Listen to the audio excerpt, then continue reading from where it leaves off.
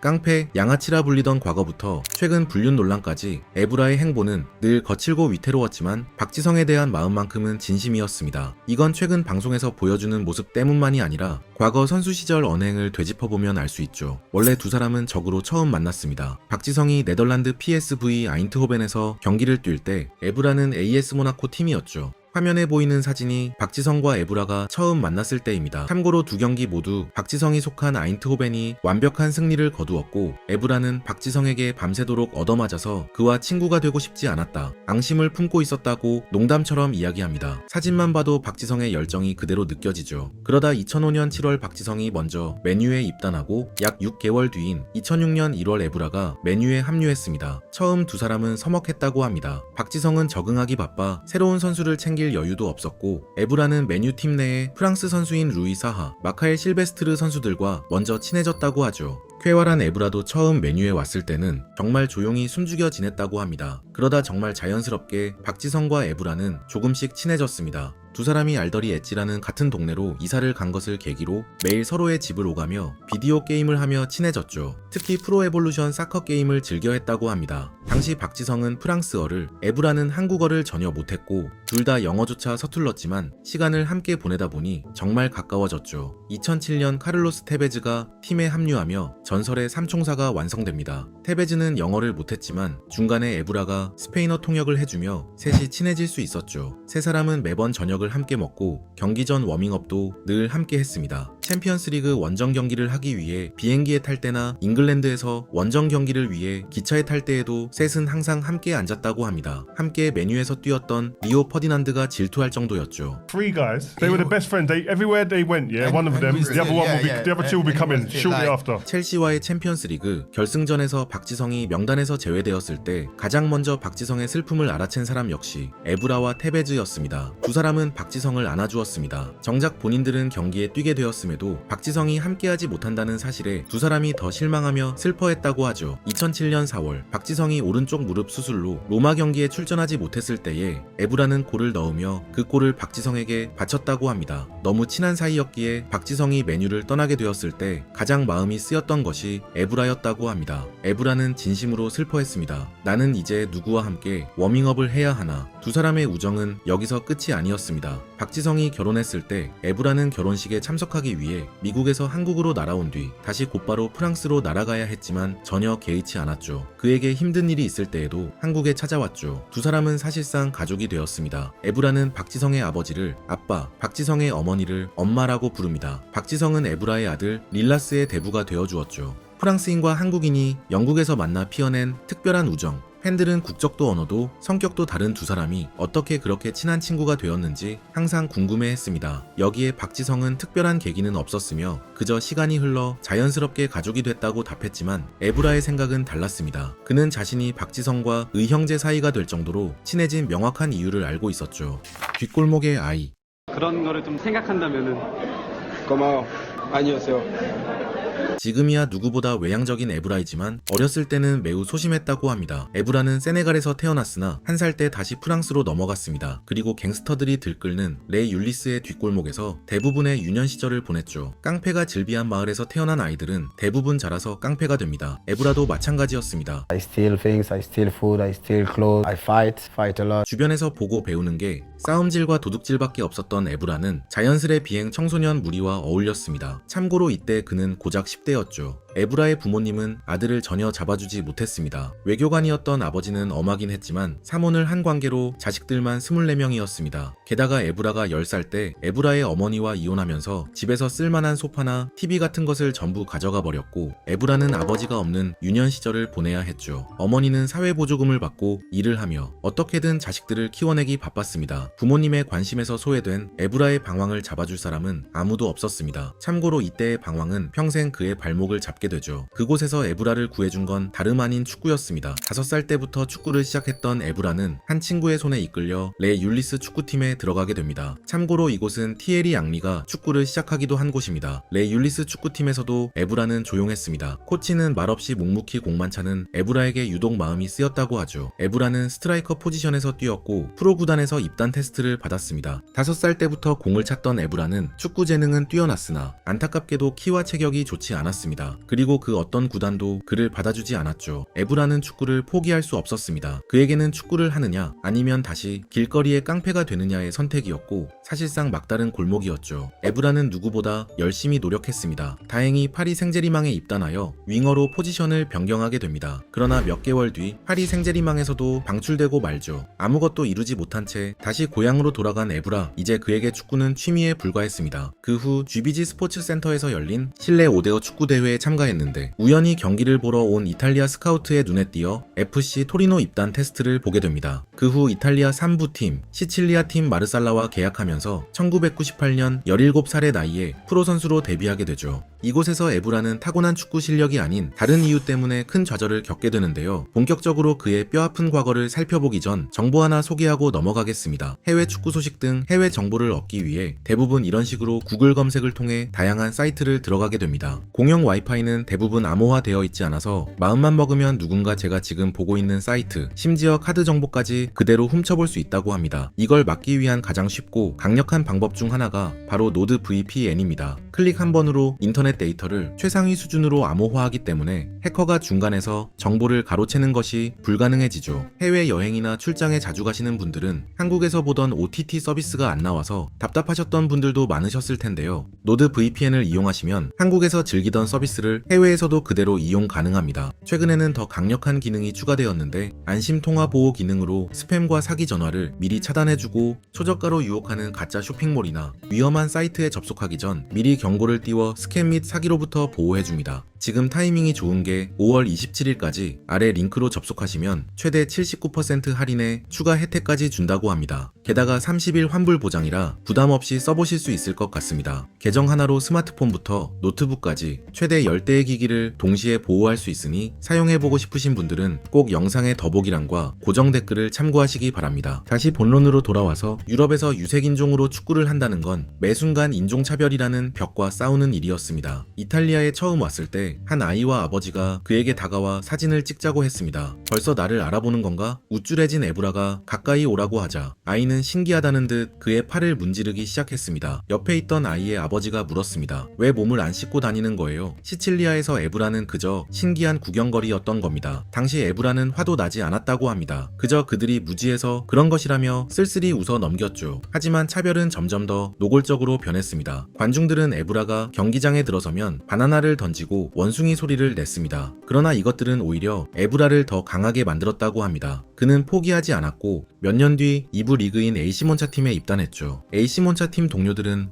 흑인 선수를 네로라고 불렀습니다. 이탈리아어로 깜둥이라는 뜻이었죠. 누군가 에브라에게도 네로, 공이 쪽으로 패스해 소리쳤습니다. 에브라는 그냥 넘기지 않았습니다. 그 자리에 서서 소리쳤죠. 우리 엄마가 지어준 이름으로 불러. 한 번만 더 네로라고 부르면 난 널 비앙코 디 메르다라고 부를 거야. 참고로 비앙코 디 메르다는 하얀 똥이라는 뜻입니다. 그때 이후 아무도 에브라를 네로라고 부르지 않았죠. 에브라는 스스로를 지키기 위해 점차 더 공격적인 모습이 되었다고 합니다. 한때 수줍음이 많았던 소녀는 파리의 뒷골목에서 반항가로 자랐고 유럽에서 인종차별을 받으며 더욱더 삐딱해진 것이죠. 프랑스 2부 리그 니스로 이적했을 때 산드로 살비오니 감독은 그에게 예의 없게 굴면 경기장에서 못 뛸 줄 알아 협박할 정도였다고 합니다. 얼마 후 그는 실제로 에브라를 선발로 출전시키지 않았고 분노한 에브라는 열쇠로 그의 차를 긁었습니다. 다행히 살비오니 감독은 에브라가 범인이라는 걸 밝혀내지 못했다고 합니다. 1년 뒤 팀 내 레프트백이 다쳤을 때 살비오니 감독은 공격수였던 에브라에게 레프트백을 뛰라고 지시했습니다. 그날 에브라는 멋진 경기를 선보였고 팀은 2대1로 우승했습니다. 다음날 살비오니 감독은 또 한 번 에브라에게 레프트백을 뛰라고 했습니다. 에브라가 저 원래 레프트백 아닌데요. 반박하자 살비오니 감독은 그래? 그럼 다른 사람 넣을게 답했습니다. 당황한 에브라는 경기를 뛰어야겠다는 생각에 말을 바꿔 한번 해보겠다고 했습니다. 그러자 살비오니 감독은 넌 이 포지션이 싫어서 더 악착같이 파고들 거고 그래서 결국 최고가 될 거다 예언했습니다. 그의 예언은 적중했죠. 이후 에브라는 디디에 데샹이 이끄는 AS 모나코에 입단했습니다. 참고로 박지성에게 히딩크 감독이 있다면 에브라에게 디디에 데샹 감독이 있을 정도로 에브라는 디디에게 많은 것을 배웠다고 합니다. 그는 미성숙했던 에브라에게 팀워크, 축구의 의미 등을 모두 알려준 사람이죠. 에브라는 디디에 밑에서 팀을 위한 희생을 배우며 프로 축구 선수로 거듭났다고 합니다. 에브라의 집념을 보여주는 전설적인 사건이 있는데 AS 모나코 시절 에브라는 슬로베니아와의 경기에서 상대 선수가 발을 밟아서 심하게 다치게 되었습니다.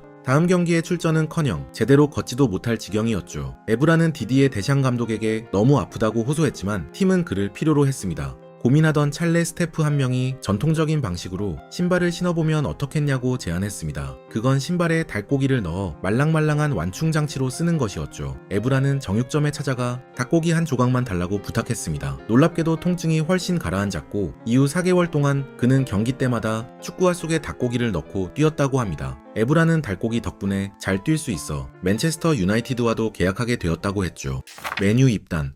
2006년 에브라가 문제의 재킷을 입고 맨유와 계약했을 때 퍼거슨 감독을 포함해 그 누구도 큰 기대가 없었다고 합니다. 퍼거슨 감독은 에브라보다 비싸게 주고 산 못생긴 휴고보스 재킷에 더 관심을 보였고 그를 데려온 카를로스 케이로스 코치만 에브라를 방여주었죠. 심지어 웨인 루니는 광고 촬영장에서 에브라를 처음 보고는 촬영장에 놀러온 엑스트라인 줄 알았다고 회상할 정도였습니다. 2006년 1월 14일 에브라는 맨체스터 시티와의 원정 경기에서 데뷔전을 치르게 됩니다. 그러나 별다른 활약을 보여주지 못했죠. 전반전이 끝나고 쉬는 시간에 퍼거슨 감독의 전매 특허인 헤어드라이기 시간이 시작되었습니다. 퍼거슨은 모든 선수에게 1분씩 고함을 질렀고 어느덧 에브라 차례가 되었죠. 퍼거슨 감독은 에브라 앞에서 딱 5초간 멈춰서 차갑게 말했습니다. 넌 그냥 벤치에 남아있어. 영국에서 축구하는 법부터 다시 배워야 될 것 같다. 퍼거슨 감독은 에브라 대신 앨런 스미스를 내보냈습니다. 이날 팀은 3대1로 패했고 경기 후 퍼거슨 감독은 에브라를 내보낸 건 도박이었던 것 같다며 공개적으로 후회를 내비쳤습니다. 그날 에이전트는 망한 것 같다고 괜히 영국에 온 것 같다고 했지만 에브라의 속마음은 달랐습니다. 상처받긴 했지만 동시에 오기가 발동했죠. 그러나 맨유에서 실력을 보여주는 건 마음처럼 쉽지 않았습니다. 그때 에브라에게 손을 내밀었던 사람이 바로 박지성이었다고 합니다. 박지성은 처음 네덜란드 PSV에서 뛸 때 관중들에게 야유를 받으며 견뎠던 시기와 그것을 어떻게 극복했는지에 대해 진지하게 조언해 주었죠. 에브라는 조용하지만 말 한마디 한마디에 무게가 실린 박지성이 좋았다고 합니다. 에브라는 박지성의 조언대로 묵묵히 그러나 꾸준히 자신의 실력을 증명해 나갔고 점차 퍼거슨 감독의 신임을 얻을 수 있었습니다. 물론 퍼거슨 감독은 쉽게 에브라를 칭찬해주지 않았습니다. 한 번은 토트넘과의 경기에서 맨유가 앞서가고 있었고 에브라 역시 오늘 인생 경기다 싶을 만큼 날아다닌 날이 있었습니다. 동료들도 에브라에게 엄지를 치켜 세웠죠. 하지만 전반전이 끝나고 쉬는 시간에 퍼거슨은 에브라를 잡아먹을 듯 노려보다가 입을 열었습니다. 에브라 오늘 네가 축구 좀 하는 것 같지?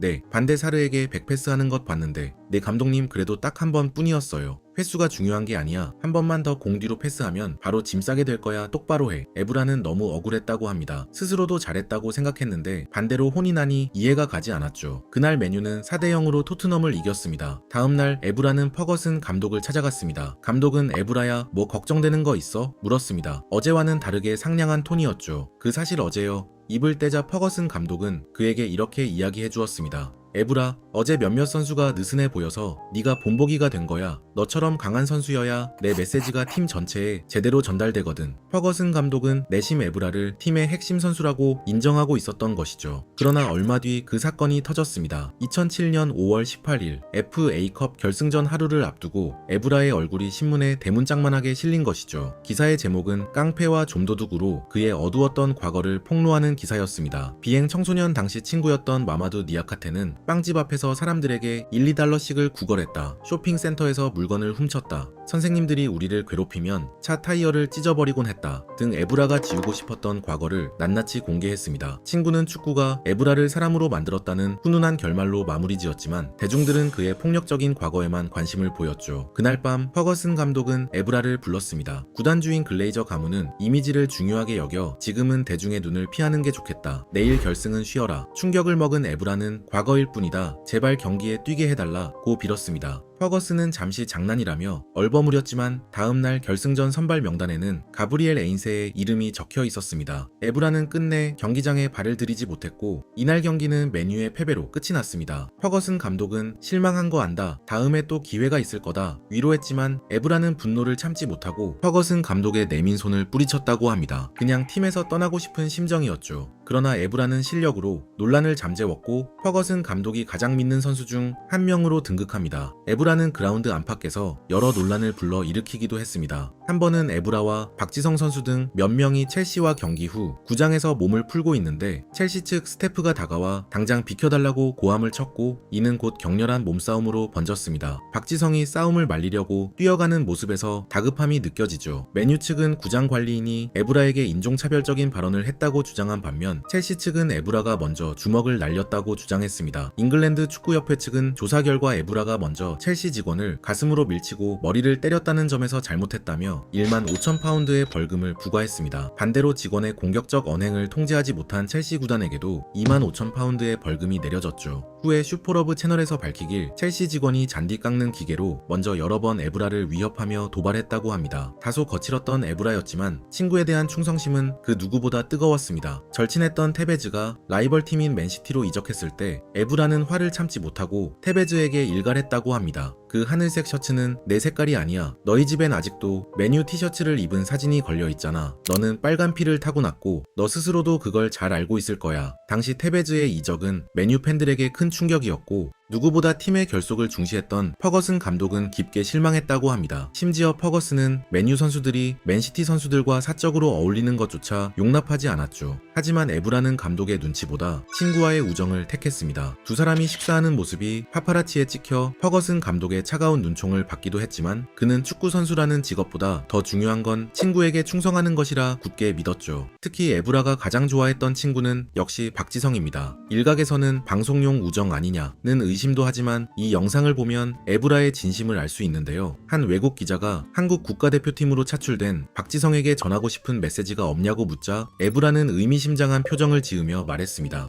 But he's one of the most important players, and you can see we miss him a lot. And are you missing him? Have you heard from A him? lot. I miss him. I call him, but I wish you all the best as well. I want you to come back quick. 에브라는 지금도 해외 스포츠 뉴스에 나가면 묻지도 않은 박지성 이야기를 먼저 꺼내곤 합니다. And after Ji-sung Park, I think this man he doesn't get enough credit. It's not because he's one of my best friends. It's because he was a soldier. 이적과 은퇴. 2013년 에브라가 플레이보이 모델과 바람을 폈다는 폭로 기사가 나왔습니다. 이것 때문이었는지는 몰라도 에브라의 아내는 영국을 떠나고 싶어 했죠. 에브라와 아내 산드라는 고등학생 때부터 만나 2007년 결혼해 아이를 낳은 사이였지만 점차 관계가 삐걱댔던 것으로 보입니다. 맨유를 떠나는 걸 가장 푸시했던 사람 중 한 명이 산드라였다고 하죠. 맨유 경영진인 에드는 에브라를 붙잡고 싶어 했고 계약상 1년이 더 남아있긴 했지만 결국 사정을 이해하고 그를 놓아주기로 약속했습니다. 에브라는 에드에게 고마움을 표했죠. 그리고 5월에 두바이에서 저녁을 먹고 있는데 에이전트로부터 문자가 한 통 날아왔습니다. 맨유에서 1년 계약을 연장했다는 공식 성명을 기습 발표했다는 것이었습니다. 에브라는 약속을 어긴 것에 분노해 즉시 에드에게 거친 말을 쏟아냈습니다. 그러자 에드는 자신에게 그렇게 말하면 안 된다며 오히려 벌금을 매기겠다고 맞섰죠. 이 사건으로 에브라는 맨유에 정을 떼게 되었다고 합니다. 원래 에브라는 맨유를 무척 사랑했었습니다. 그는 아직도 2008년 챔피언스리그 결승 전날 밤 퍼거슨 감독이 했던 말을 잊지 못한다고 합니다. 감독은 선수들을 한자리에 모으더니 나는 이미 이긴 거야. 내일 경기는 뛸 필요도 없다 말했습니다. 선수들이 당황한 틈을 타 퍼거슨 감독은 한 명씩 호명하기 시작했습니다. 에브라는 24명의 형제 사이에서 자랐고 루니는 리버풀의 거친 지역에서 왔어. 박지성은 한국에서 여기까지 왔고 안데르송은 빈민가에서 성장했지. 퍼거슨 감독은 이어갔습니다. 우리는 국적, 종교, 인종이 모두 다르지만 승리라는 단 하나의 목표를 위해 이 자리에 모였다. 축구가 우리를 형제로 만든 거야. 바로 이게 내 승리다. 퍼거슨 감독이 말을 끝마쳤을 때 모든 선수들이 감동받아 소름이 돋았고 다음날 맨유 선수들은 하나가 되어 우승컵을 들어 올렸습니다. 참고로 퍼거슨 감독은 감동적인 연설 후 다음날 아침에 박지성에게 전화를 걸어 넌 오늘 경기에 출전하지 못해 말했다고 합니다. 박지성이 챔피언스리그 결승 경험이 없었기 때문에 그 대신 오원 하그리브스를 넣었죠. 퍼거슨 감독이 은퇴한 후 맨유는 예전의 모습이 아니었습니다. 결국 에브라는 2014년 이탈리아 유벤투스로 떠났습니다. 이적 후 에브라가 유벤투스를 챔스 결승으로 이끄는 동안 맨유는 성적 부진의 늪에 빠졌습니다. 아내 산드라는 내 말이 맞지? 떠나길 잘했지? 이야기했지만 에브라는 속으로 생각했다고 합니다. 그래도 나는 맨유가 좋은 걸. 이후 에브라는 마르세유와 웨스트햄을 거치며 선수 생활을 마무리했습니다. 그는 축구 역사에 남을 레전드 중 한 명이 되었죠. 그러나 선수 시절부터 끈질기게 따라다녔던 사생활 문제는 결국 은퇴 후 가정이 무너지는 비극으로 이어졌습니다. 샌드라의 주장에 따르면 2020년 1월 에브라는 15일간 출장에 다녀오겠다면서 짐을 싸서 집을 나선 뒤 아내와 연락이 두절되었다고 합니다. 그 후 2개월 뒤 갑작스럽게 이혼 소송을 보내왔죠. 당시에는 에브라가 왜 이혼하고 싶어 하는지 샌드라는 그 이유를 제대로 알지 못했다고 합니다. 그러나 이혼 절차가 채 마무리되기도 전에 에브라가 거리에서 덴마크 모델 마고 알렉산드라와 입을 맞추는 사진을 보고 그가 왜 그토록 이혼을 원했는지 추측할 수 있었다고 하죠. 얼마 후 샌드라는 에브라의 충격적인 과거를 하나 더 알게 되었다고 합니다. 이혼 이야기가 나오기 전에도 에브라가 라스베가스의 여의사 가브리엘라 벌리와 바람을 피워 2명의 사생아까지 두었다는 것이죠. 심지어 내연녀는 에브라의 2014년 브라질 월드컵 경기를 보기 위해 온 가족을 데리고 원정 응원을 가기도 했다고 합니다. 두 사람의 갈등은 결국 법정으로 이어졌습니다. 프랑스 법원은 이혼 과정 중 에브라가 아내에게 양육비를 제대로 지급하지 않았다는 이유로 집행유예 12개월을 선고했습니다. 이에 에브라 측 변호인은 프랑스 남부에 호화 저택을 제공했고 약 200만 유로를 빌려주기까지 했으나 아내가 이를 돌려주지 않아 분쟁이 발생한 것이라고 맞섰습니다. 현재 이 사건은 항소가 진행 중인 상태이죠. 에브라는 덴마크 모델과 새로운 가정을 꾸린 상태입니다. 인종차별과 빈민가의 거친 환경에 대해 불평하는 대신 앞으로 나아간 에브라. 그는 여러 논란에 휘말리기도 했지만 비극과 사건 사고를 자신만의 영웅 스토리로 바꾸어 놓기도 했습니다. 책 인생의 변화는 작은 것에서 시작된다 에는 흥미로운 이야기를 들려주는데요. 똑같은 환경에서 태어나 자랐지만 전혀 다른 인생을 살게 된 쌍둥이의 이야기를 들려주죠. 책은 쌍둥이 이야기를 통해 인생을 결정짓는 것은 과거의 기억 그 자체가 아니라 그 사건을 바라보는 나의 해석이라고 말합니다. 누구나 인생에서 끔찍한 시련을 마주하는데 누군가는 그 일로 인해 평생 스스로를 상처 입은 희생자라 여기며 과거에 갇혀 살기도 하지만 누군가는 그 불가능을 극복해낸 용감한 영웅이라고 자신의 삶을 재정의하기도 한다는 것입니다. 책은 아무런 상처 없이 세상을 살아가는 사람은 없으며 결국 중요한 건 시련의 크기가 아니라 그 상처 위에 내가 어떤 이야기를 더딥히느냐 하는 것이라 말하죠. 책 인생의 변화는 작은 것에서 시작된다는 누구나 그런 변화가 가능하다고 말하며 구체적인 연습 방법을 제안합니다. 먼저 조용한 곳에서 여전히 당신을 불편하게 만드는 그 트라우마를 천천히 떠올려 보라고 합니다. 그날의 기억을 피하지 말고 구체적인 세부 사항들을 떠올리며 있는 그대로 이해해 보라고 하죠. 그 다음 단순히 고통스러운 기억에만 매몰되지 말고 그 사건이 내게 준 뜻밖의 배움이나 건전한 변화를 찾아내 이야기를 재구성해 보라고 합니다. 중요한 것은 그 비극은 당신에게 일어난 일일 뿐 결코 당신 자체가 아니니 그 이야기가 당신의 정체성이 되지 않도록 선을 긋는 연습이 필요하다고 합니다. 마지막으로 해당 경험을 통해 얼마나 더 단단해졌는지 긍정적으로 해석해보라고 하죠. 책은 만약 과거의 아픔이 당신의 발목을 잡고 있다면 피해자 서사를 먼저 끊고 나오라고 조언합니다. 아무런 상처 없이 살아가는 사람은 없지만 그 상처를 딛고 일어선 뒤 어떤 이야기를 붙일지는 각자가 결정할 수 있다는 것이죠. 지금까지 책트폭행이었습니다. 오늘 함께 읽은 책 인생의 변화는 작은 것에서 시작된다. 저자 조던 그맨. I know that I'm well away from being a perfect guy.